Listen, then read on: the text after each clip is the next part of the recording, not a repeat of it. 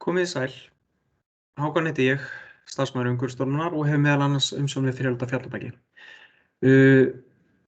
Nú hefur verið gefin út stjórnunar- og verndaráætlun fyrir friðlandið og í þessari örkynningu ætla ég að gefa ykkur smá innsýn í það hvað þessi áætlun felur í sér.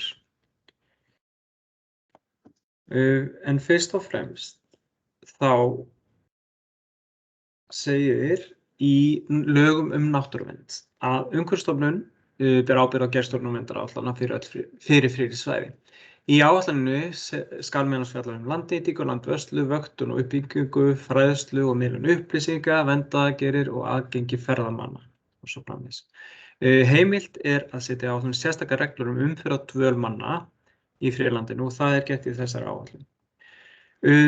Leiðarljós áætlunar sem að allar aðgerðir sem lagt til í þessa áætlun styðja við leiðarljós þessara áætlun. Það að varðveita einstök náttúruverðmæti friðlandsins, víðerni en einnig góða upplifun gesta og það þá í samráði við hagsmunaaðila.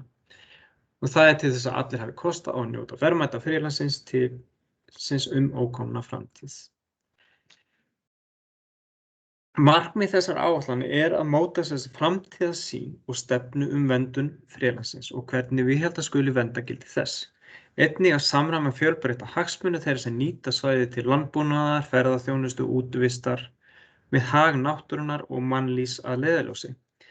Vegna þess hve viðkvæmar jarðminjar og lífríki að finna innan friðlandsins lögð áhersla á stýringu umferðar og það þá með þessum sérstöku reglum umferð og dvöl. Friðlandi skipt þess vegna upp í 3 svæði sem kemur að nánar á eftir með mismunandi stefnu varðandi stýringu og uppbyggingu innviða. Áætlunin skipt upp í 4 kafla. Í fyrsta inngangur, svo í öðrum kafla lýsing á svæðinu, í 3. kafla sett fram markmið og stefnur og leiðir til þess að ná markmiðum þar sem settur þá fram aðgerðir sem lagt til að fara í til þess að ná fram markmiðum verndunar og nýtingu á svæðinu. Og svo í 4. kafla þá sérstakar reglur umferð og dvöl. Öðru kafla lýsing á svæðinu. Hérna að ræða mjög sérstakt svæði.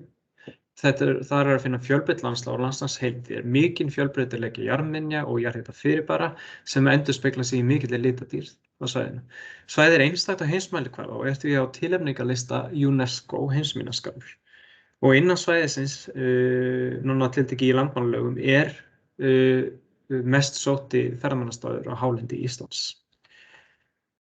3. kafla, þar sem setta fram markmið, stefnur og leiðir til þess að ná markmiðum verndun svæðisins og á sama tíma nýtingu þess. Þá ætla ég að fara bara í gegnum einstaka kafla, gefa ykkur smá innsýn í það. Í kaflanum ástandsmat, þar fjallað það að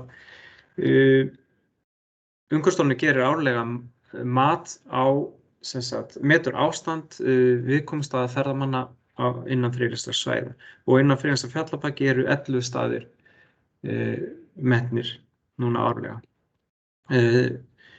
5 af þessum stöðum á rauðum og appelsínugulum lista. En það þýðir að það áfangastaðir eða gönguleiðir sem þarf sérstaklega þarf að hafa eftirlit með og fara í aðgerðir til að stöðva það álag sem á svæðinu. Ástandsmat sem gefið út árlega og alltaf aðgengilegt á heimasíðu Umhverfisstofnunar. Í kafla stjórnsýslu fjallað meðal annars það að mikilvægt að endurnýja auglýsingu friðlandið þar sem hún orðin 40 ára gömul og þar gefst líka tækifæri til þess að endurskoða mörk friðlandsins með það í huga að ná allri Torfajökuls eldstöðinni inn í friðlandið. Þó stærsti hluti þess sé innan friðlands, þá mikilvægt að ná allri eldstöðinni til þess að ná betri verndun á þessu merka svæði sem á þessum tilnefningarlista heimsminjaskrár. Í kaflanum skipulagsáætlanir lögð áhersla á það að allar skipulagsáætlanir, deiliskipulög, rammaskipulög og svo framvegis verði í takt við markmið verndun og nýtingu svæðisins sem settar fram í þessari áætlun. Í kafla samráð, þar fjallað það að það mikilvægt sé að hafa víðtækt samráð stjórnun og verndun friðlandsins og meðal annars lagt til að reglulega verði fundað með ýmsum félagasamtökum og ferðaþjónustuaðilum sem eru að nýta svæðið. Í kafla endurheimt gróður lögð áhersla á það að það sé farið í það að endurheimta gróður þar sem hann lætur á sjá og hafa myndast rofbörð og við það þá notað staðargróður og einnig að afmá utanvegstur í grónu landi með þeirri tækni og þekkingu sem við höfum í dag. Í kafla atvinnustefnu fjallað það að eitt af markmiðum friðlandsins að styrkja við byggð og sjálfbæra atvinnustarfsemi á svæðinu og í því skyni verður gerð þessi atvinnustefna fyrir fleiri í samstarfi við Rangárþing ytra og aðra aðila og verður hún hluti af þessari áætlun. Í kafla ferðaþjónustu og útivist það tekið fram að stuðla verði að því að þeirri fjölbreyttu ferðamennsku og útivist sem stunduð í friðlandinu í dag verði viðhaldið og jákvæð upplifun þeirra sem hennar njóta verði tryggð með sem bestum hætti. En til þess að svo verði skal stuðla að því að öll nýting verði með sjálfbærum hætti, nægir innviðir verði til staðar til að taka á móti gestum, ferðaþjónusta verði eins umhverfisvæn og kostur og svo framvegis. Í kaflanum landvörslu, þar telur Umhverfisstofnun að ein áhrifaríkasta leiðin til að vinna að náttúruvernd og auknu öryggi gesta á svæðinu og jákvæðri upplifun þeirra sé fólgin í landvörslu. En landverðir eru með fasta viðveru nú yfir sumartíma í landmannalaugum og einnig bjóða reglulega upp á fræðslugöngur á svæðinu. Eins og áður kom fram þá svæðinu skipt upp í 3 svæði eftir viðkvæmni þess og eftir því viðkvæmari sem svæðin þar strangari stýring. Hér ætla ég að fjalla sérstaklega svæði 1 sem hefur mjög hátt verndargildi en þetta eru sem sagt jarðhitasvæði sem eru sérstaklega viðkvæmt og þar strangari stýring umferð, bæði gangandi og svo vetrarumferð svæðið. Svo eru gulu svæðin á kortinu hér eru sem sagt svæði sem hafa mikið verndargildi, eru fyrst og fremst nútíma hraun og þau eru sérstaklega viðkvæm og þar á einstaka stöðum strang stýring og takmörk á einstaka stöðum og þarna á þessu svæði þarf að gera sérstaklega varúðar. Og svo eru svæði 3 sem eru ólituðu svæðin, þetta eru þá svæði sem gert ráð fyrir meiri þjónustu og fjölbreyttri afþreyingu. Og þetta eru þá svæði eins og Landmannalaugar og Landmannhellir þar sem nú þegar til staðar ýmsir innviðir. Í þessari áætlun eru settar fram 15 sérstakar reglur umferðartöl. Og ég ætla svona að impra á einstöku þeirra, annars þær allar aðgengilegar og svo heimasíðu Umhverfisstofnunar. Sem dæmi þá núna verður farið í það að gera göngulögnu Grænagil að einstefnuleið. Að upphaf göngunnar verði að vestan verði við Laugarhraun og endar þá á áreyrunum í Jökulgili. Þetta gert til þess að bæði til þess að auka upplifun ferðamanna sem fara svæðið en líka til þess að vernda þá viðkvæmu náttúru sem þar á svæðinu í þessu úfna hrauni sem gengið þar. Í reglu 5 talað hópastærðir og þar segir að aðeins heimilt að fara með hóp 15 manns eða færri gönguleiðirnar að Rauðafossi og upptökum árinnar, að Grænahrygg Sveinskil og í Hattvir.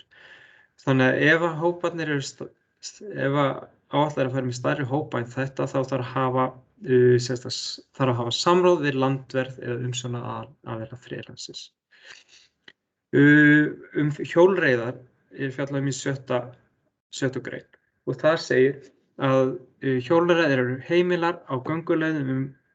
ekki heimilar á gönguleiðunum Grænagil, Bláhnúk, Uppgönguhrygg og Rauðafossa. Í 9. grein reglana þar fjallað svæði 1, en það sem ströngstýring, og þar segir að á svæði 1 gilda ekki ákvæði undanþágu frá akstri utan vega samkvæmt 31. grein laga náttúruvernd. Þannig að vetrarumferð innan þessu svæði óheimil, en sem sagt trökk af þessum leiðum hægt að nálgast á heimasíðu Umhverfisstofnunar og hægt að hala það niður. Þá fjallað í 10. grein að óheimilt sé að fljúga fjarstýrðum loftförðum innan friðlandsins á tímabilinu 15. júní til 15. september nema með sérstöku leyfi. Í 11. grein fjallað næturgistingu, en hún einungis heimil í skálum og skilgreindu tjaldsvæðum innan friðlandsins. Við tjöldum á öðrum stöðum en í Landmannhelli, Landmannalaugum og Hrafniskeri og háða samráðið þá við landverði eða umsjónaraðila friðlandsins. Þannig að lögð áhersla á að nýtt séu þessi tjaldsvæði sem nú þegar til staðar til næturdvalar innan friðlandsins.